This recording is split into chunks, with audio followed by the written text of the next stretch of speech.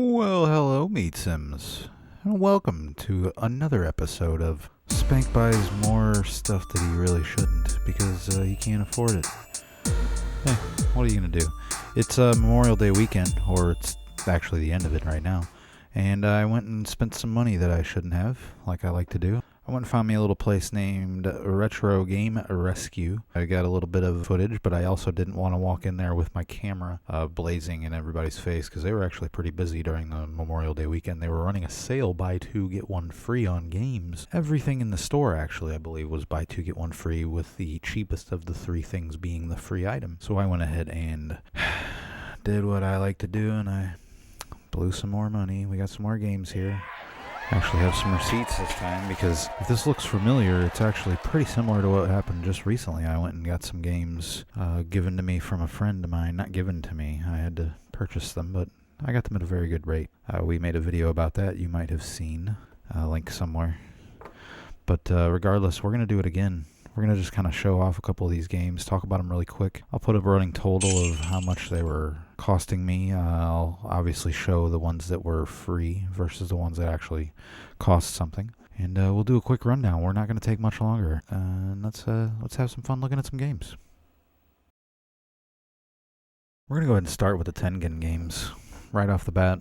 What do we got here? Vindicators. It's a game I never played. I actually didn't own any of the black Tengen carts when I was a child. I was super into the Nintendo, but I didn't have any of these. We got RBI Baseball. It's in good condition. Sorry, I guess I could show the backs as well. I know I didn't do that with all of them last time. I didn't show all of the interiors and the backs. I mean, most of them are in decent condition. I think they swiped them down before they sold them. Regardless, I like to clean everything at the end of my purchases. Rolling Thunder. Decent condition. No jams, no cuts, no bruises, really.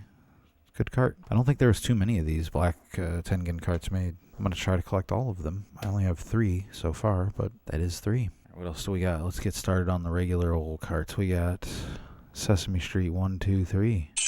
I mean, if that doesn't get your horses up and running, I don't know what does. Label's in good condition. Looking pretty nice. We got Cabal. I actually am not familiar with this game. I don't know much about it at all. It's something I didn't have. And if you're new here, and I'm kind of new here, I'm new to doing all this. So I'm just winging this. So if you like this type of thing, come maybe give it a little follow. I'm trying it out. I'm seeing if it's anything seeing if it's anything worth seeing. Al Unser Jr. Turbo Racing looks to be in all right condition. Got gold label on the back. Of course, I haven't tried any of these games yet, so I'm certainly hoping they all are working and worth the money that I spent on them. A couple of them have a little bit of damage, but that's just the way it goes. Wheel of Fortune. I mean, I probably overpaid for this, but it might have been one of the free ones. I don't know. We'll post up on the site here if it's free. Looks like a good cart. Not bad. I like Wheel of Fortune. This one, it's the Gotcha, the Sport, and it's got somebody's initials carved over here. PPU, PAU. I see. Pow, Gotcha. The Sport. And last of the carts for the first stack, Top Secret Episode Google 13. I didn't have this. I had the manual, but I didn't actually have a copy of the game.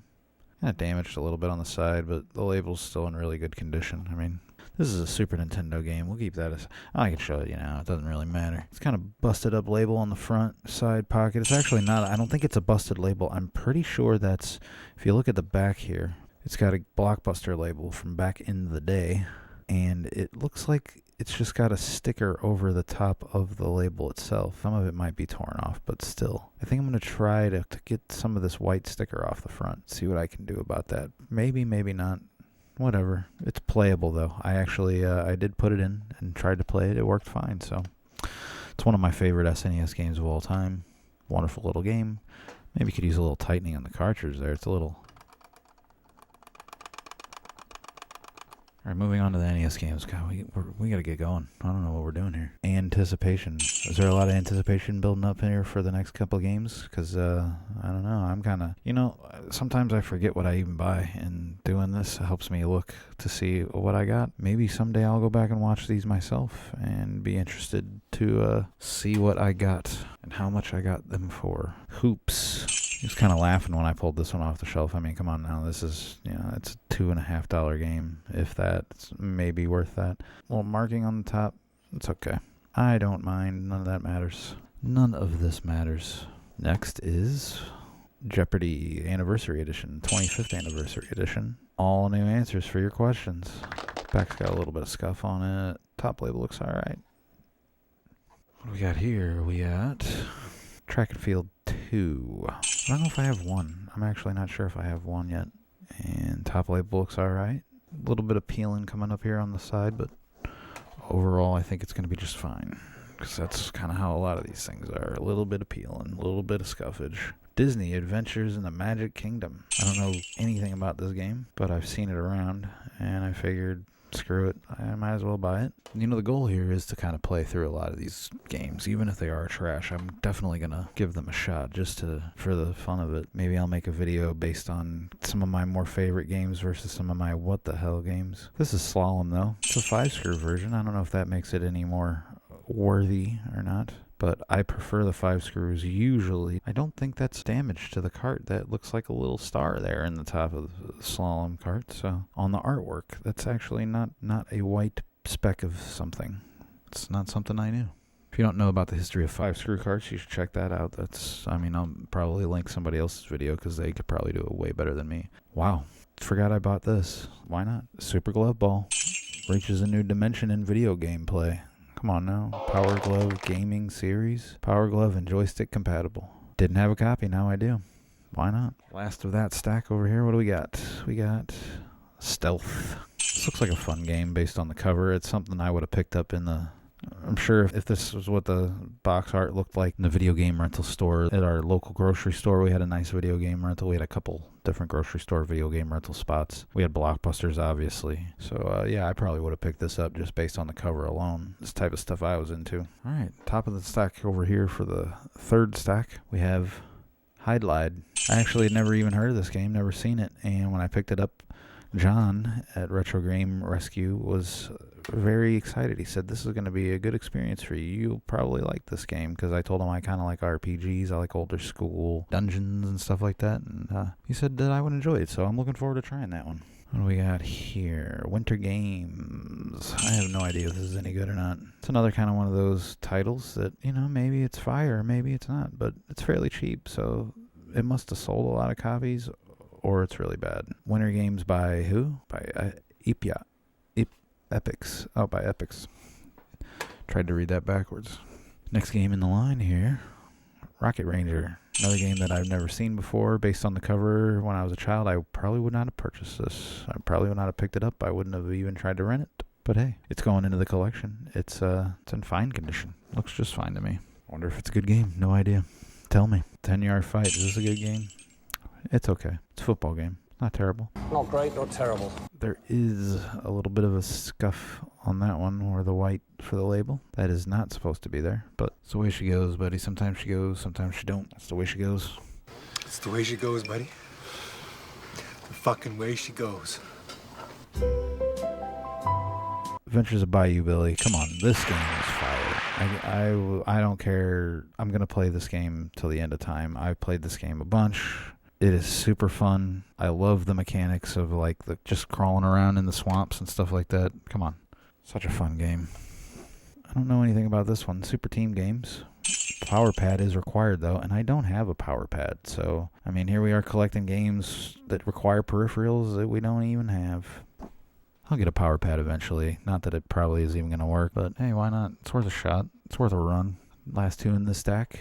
Taboo, The Sixth Sense. I actually never heard of this game, and when I saw it, it possibly was the first thing that stuck out to me, because I was like, what the hell is that game? Even the cover art, it makes you think you're in for some sort of Morrowind or King's Field or something like that, some kind of a weird esoteric RPG.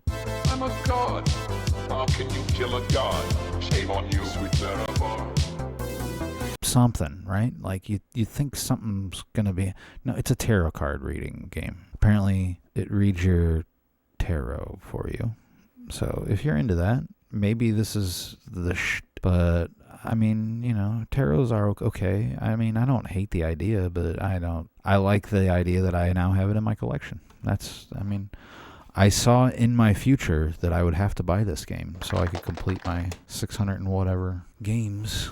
Here's something we got. Star Voyager. Looks like it's in decent condition. Label looks alright. A little bit of a scuffy there. Yeah, a bit of a scuffy.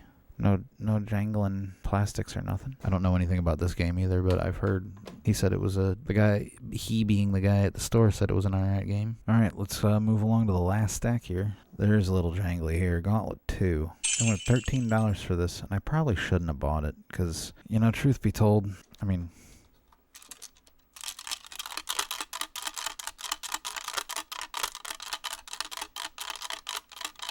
it's got a piece of plastic rattling around in it, and the very front of it has like a puncture mark. This might be the only Nintendo game I have that's damaged, but I don't mind. I figured I'd buy it just because I didn't have it. And of course, wouldn't you know it, I just showed you Star Voyager, right? And it's funny that it happens to also be the next one, Gauntlet 2, that I was going to show you, because one of my absolute best friends, my guitarist in one of my bands, and my DM for all my D&D games. He's also a great player, but he's much better DM than I am. He brought me, without knowing that I just bought them, a copy of Star Voyager and Gauntlet 2 of his own, from his own collection from when he was younger. And so these are in much better condition than the ones that I bought. Well, the Star Voyager is actually probably not. It's probably in about the same condition. But the Gauntlet, no rattling, no shaking, no broken cart. So, hey, shout out Cole. Thanks a lot, buddy.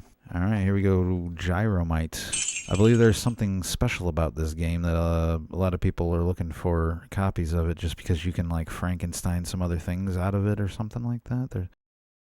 I can't remember exactly, but I think it has to do with the cartridge, maybe the save battery or something like that. I know there's something about Gyromite that's got a little bit of extra specialness to it. Ghostbusters 2.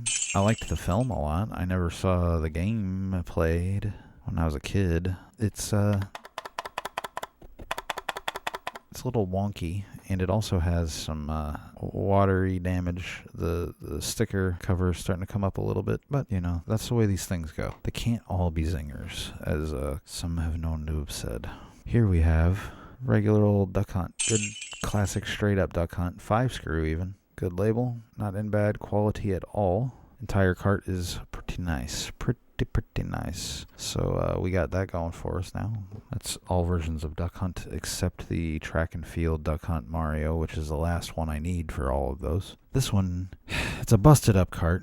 It's not busted up cart, it's a busted up label. The label is not in great condition. And speaking of something that is not great, he told me, he being John again from Retro Game Rescue, shout out John, he really doesn't lead anybody on, and he didn't hesitate to tell me that this is a terrible game. That he says that this is one of the worst games he's ever played, and that I will enjoy attempting to play this game, but it's supposed to be pretty bad. He didn't have any hard sale. Anyways, I'm done ranting about Retro Game Rescue.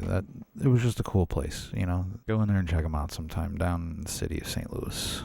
Cobra Triangle. I actually gave this one a little shot when I tried to see if my NES was working earlier. I plugged this one in because I was interested in what the hell it was going on. There's a speedboat and a giant sea serpent in the water, and I was like, I gotta figure out what that is. And he told me there was some quirky gameplay, and it definitely is. It's kind of like a wave racing thing going on early. All right, down to the last couple here. We got Xenophobe. I mean, I don't know what they were trying to go with there. It totally doesn't look like any popular franchise from probably around that time.